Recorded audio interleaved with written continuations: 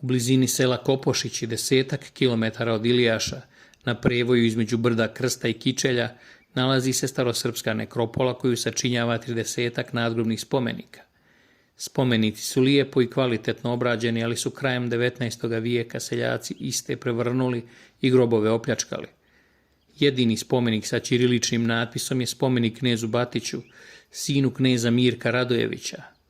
Natpis glasi: U ime Oca i Sina i Svetoga Duha, amin, se leži knez Batić na svojoj zemlji na plemenitoj, milostiju Božijom i slavnoga gospodina kralja Tvrtka, knez bosanski.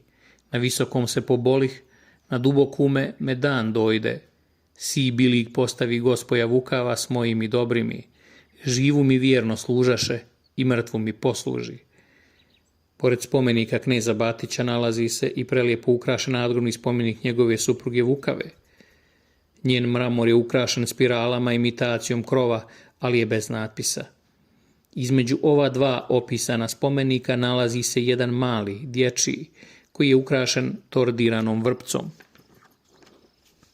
Da napomenemo da je prilikom skorašnjih arheoloških istraživanja ispod još jednog kneževskog spomenika pronađeno bezglaven skelet, prekriven brokatnim plaštom. DNK analizom je utvrđeno da pripada knezu Mirku Radojeviću, ocu kneza Batića. Ostaci plašta izloženi su u Zemaljskom muzeju u Sarajevu.